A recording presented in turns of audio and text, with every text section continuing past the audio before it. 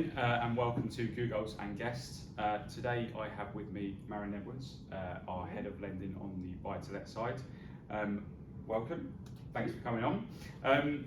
So obviously the buy-to-let market, it's a bit crazy at the moment.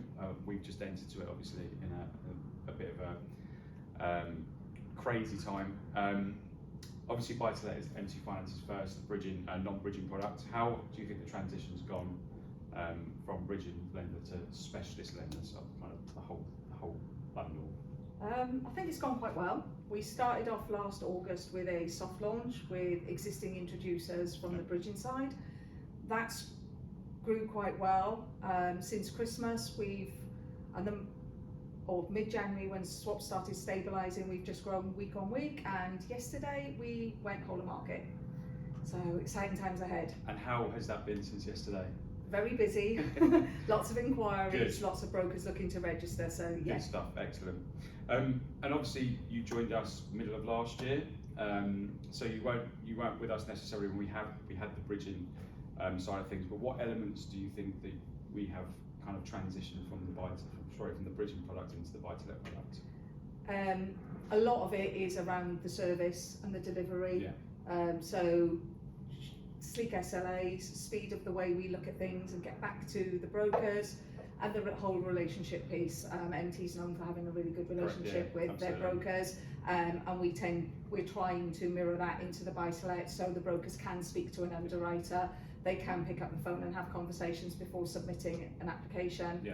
So yeah, just mirroring so what matters. Having that human touch and be able to actually talk to somebody. Great.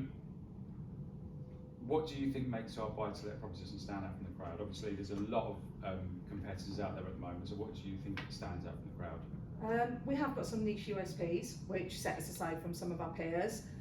But again, like you just said, the human touch, the ability to be transparent, open and honest with the brokers, having done both sides of the coin myself, for me it's very, very key that the underwriters understand things from a broker's perspective as well. Absolutely. So that when they're having the conversations, they can explain from their side, and it just gives a good foundation of understanding for everybody on how the business transacts.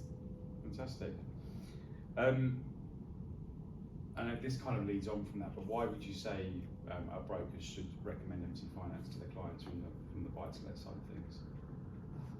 We have again, speed if needed. We're not going to be the cheapest on rate, and to be honest, it's not something that we're attributing to at this moment in time. But being able to add the human touch, look at a case, take a view, look at ways to make the deal work, have those conversations, help the broker.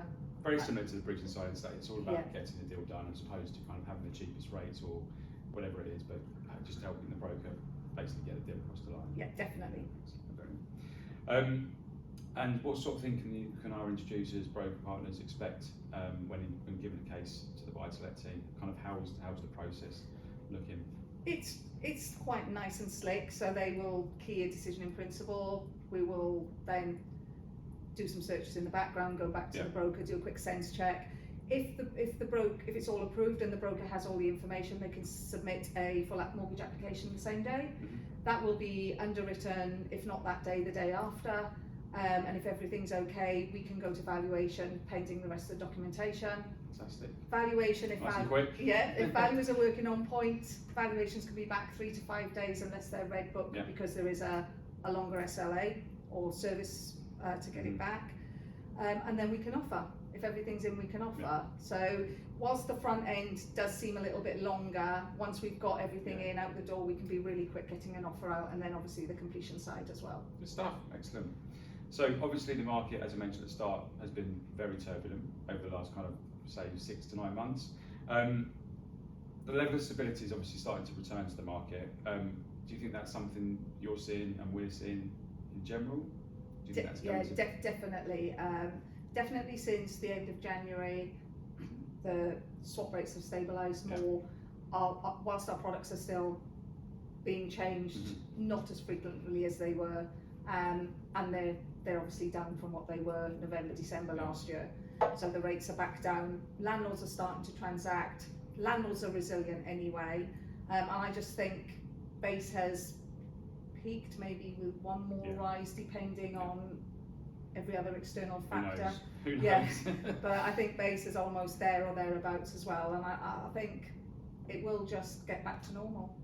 Fingers crossed for everyone. Definitely. $1 million question. Where do you see the buy-to-let proposition being by the end of this year? Where do I see it? I think everything that landlords have been to will have righted itself. Yeah. People who need to look at other options and angles to do business will have found the way to do so. Base, the economists are predicting, will have started to come down. Whether it's down to the 3.5 that people are hoping is another thing. Yeah. But that means then swap rates will be stabilised, and 2024 should just be a good year for buy-to-let. Hopefully. And last question, something I asked all my guests, is how would you describe MT Finance in 3 words? And obviously you work for us now, so be kind. Be kind. Yeah. Transparent, relationship driven, care about the products they offer. Fantastic. Well, thank you very much for coming on today. It's been a thank pleasure you. having you. And anyone got any questions on a buy-to-let proposition, please get in touch with myself or Marylen or the buy-to-let team. And thanks again. Thank you.